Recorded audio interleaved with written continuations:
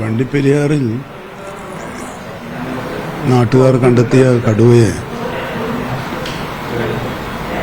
പിടിച്ച് ചികിത്സിക്കാൻ അതിനുള്ള അങ്ങനെ ആക്ഷേപം വന്നപ്പോൾ വനംവകുപ്പിലെ ഉദ്യോഗസ്ഥന്മാർ വളരെ കാര്യക്ഷമമായ പരിശോധന അതിനെ കണ്ടെത്തുകയും കടുവ അവശനിലയിലാണ് എന്ന നിഗമനത്തിൽ ഡോക്ടർമാർ എത്തിച്ചേരുകയും ചെയ്തു. അവശനിലയിൽ മാത്രമല്ല, എഴുന്നേറ്റ് നടക്കാൻ പോലും വയ്യാത്ത അവസ്ഥയാണ് ആ കടുവക്കുള്ളതെന്നായിരുന്നു ഡോക്ടർമാരുടെ നിഗമനം.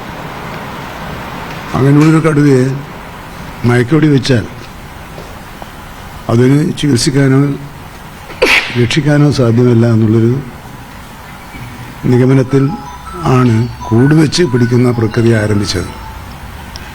പക്ഷെ ഇതുവരെയായിട്ടും ആ പ്രക്രിയ പുരോഗമിച്ചിട്ടില്ല, ഫലമുണ്ടാക്കാൻ കഴിഞ്ഞിട്ടുമില്ല. ആ സാഹചര്യത്തിൽ ഒരു റിസ്ക് എടുത്ത് ജനങ്ങളുടെ ആശങ്ക അകറ്റുന്നതിന് വേണ്ടിയുള്ള നടപടികളുടെ ഭാഗമായി മയക്കുവെടി വെച്ച് പിടിക്കാനുള്ള ഉത്തരവ് principal chief forest wildlife warden ബന്ധപ്പെട്ടവർക്ക് നൽകിയിട്ടുണ്ട്. അപ്പോൾ നേരത്തെ എല്ലാ പ്രാവശ്യവും ഞാൻ പറയുന്ന പോലെ 2 ദൗത്യങ്ങൾ ഒരേ സമയം നമുക്ക് വനംവകുപ്പിൽ നിർവഹിക്കേണ്ടതായി വരുന്നുണ്ട്. ഒന്ന്, വന്യജീവിയെ സംരക്ഷിക്കുകയും മനുഷ്യനെ രക്ഷിക്കുകയും ചെയ്യുന്ന 2 ദൗത്യം ഏറ്റെടുക്കുമ്പോൾ ഉണ്ടാകുന്ന ഒരു വലിയൊരു സംഘർഷമുണ്ട്, മാനസിക സംഘർഷമുണ്ട്. അതൊക്കെ മാറ്റിവെച്ച് നമ്മുടെ ഫോറസ്റ്റ് ഉദ്യോഗസ്ഥന്മാർ വളരെ ആത്മാർത്ഥതയോടുകൂടിയുള്ള പ്രവർത്തനമാണ് അവിടെ നടത്തിക്കൊണ്ടിരിക്കുന്നത്. അവരുടെ പ്രവർത്തനത്തെ സഹായിക്കാൻ ജനങ്ങൾ മുന്നോട്ട് വരണം. ആ പ്രദേശത്ത് അപകടമുണ്ടാക്കാതിരിക്കാൻ ജനങ്ങൾ ജാഗ്രത പാലിക്കണം. അതിൻ്റെ അടിസ്ഥാനത്തിൽ 144 പ്രഖ്യാപിച്ചിട്ടുണ്ട്. ഇന്ന് തന്നെ കഴിയുന്നതും വേഗം ആ പ്രശ്നത്തിന് ഒരു പരിഹാരമുണ്ടാക്കാൻ കഴിയണമെന്ന നിലയിലാണ് ഇപ്പോൾ ആലോചനകൾ മുന്നോട്ട് പോയിക്കൊണ്ടിരിക്കുന്നത്. ഉദ്യോഗസ്ഥർ എന്തെങ്കിലും പുതിയ വിവരങ്ങൾ ലഭിക്കുന്നുണ്ടോ? നിലവിൽ അല്ല, പുതിയതൊന്നുമില്ല. പൗരാ ദൗത്യം ആരംഭിച്ചിട്ടുണ്ട്. ഹൈ റിസ്ക് ആണല്ലോ മയക്കുവെടി വെക്കുന്നത്. നമ്മൾ ആറളത്താനയും തൃശ്ശൂലാനൊക്കെ ഇതേപോലെ തന്നെ അതാ പറഞ്ഞ അതൊരു ഹൈ റിസ്ക്കാണ്. പക്ഷേ റിസ്ക്കും നാട്ടുകാരുടെ പ്രശ്നം രണ്ടും തമ്മിൽ ജനങ്ങളും മൃഗവും തമ്മിലുള്ള ഏതിനാണ് എന്നതിൻ്റെ അകത്തൊരു സ്വാഭാവികമായിട്ടുണ്ടാകുന്നൊരു ഉത്കണ്ഠയുണ്ടല്ലോ. ഈ ഉത്കണ്ഠ ഇപ്പോൾ ഒരു ദിവസം 2 ദിവസമായി 3 ദിവസമായി കാത്തു നിൽക്കുന്നു. പക്ഷേ അതിന് പരിഹാരം കാണാൻ കഴിയാത്തിടത്തോളം കാലം ജനങ്ങൾക്ക് അസ്വസ്ഥതയുണ്ടാകും.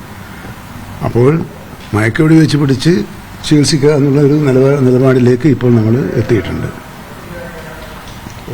ചക്കട്ടപ്പാറയിൽ പ്രതികരിച്ചാണ് ഇപ്പോൾ കിഫ പോലുള്ള കർഷക സംഘടനകൾ ഇന്ന് അവിടെ പ്രതിഷേധവും ആ പഞ്ചായത്ത് മെമ്പർമാർക്ക് സ്വീകരണമൊക്കെ കൊടുക്കുന്നത് അനുമോദിക്കുന്നൊക്കെ ഉണ്ട്. അതിനെങ്ങനെയാണ് കാണുന്നത്? തീരുമാനമായിട്ട് മുന്നോട്ട് പോവാണ്. അല്ല, അവര് ഞാൻ മനസ്സിലാക്കിയത് ബഹുമാനപ്പെട്ട കോടതിയെ സമീപിക്കാൻ തീരുമാനിച്ചിട്ടുണ്ടെന്നാണ്. അത് നല്ല ചുവടുവെപ്പായിട്ടാണ് ഞാൻ കണ്ടത്.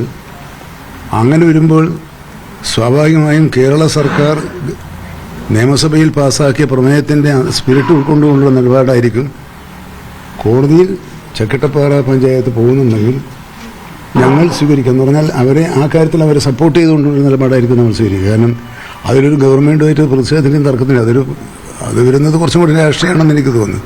ഇപ്പം അവരുടെ തീരുമാനത്തെ നമ്മൾ പറഞ്ഞത് ഒരു ഗ്രാമപഞ്ചായത്ത് എന്ന് പറയുന്ന ഒരു ഭരണഘടനാ സ്ഥാപനത്തിന് അങ്ങനെ ചെയ്യാമോ ഇല്ല എന്നുള്ളതാണ്. അല്ല, ജനങ്ങളുടെ കാര്യത്തിൽ പറഞ്ഞിട്ടില്ല.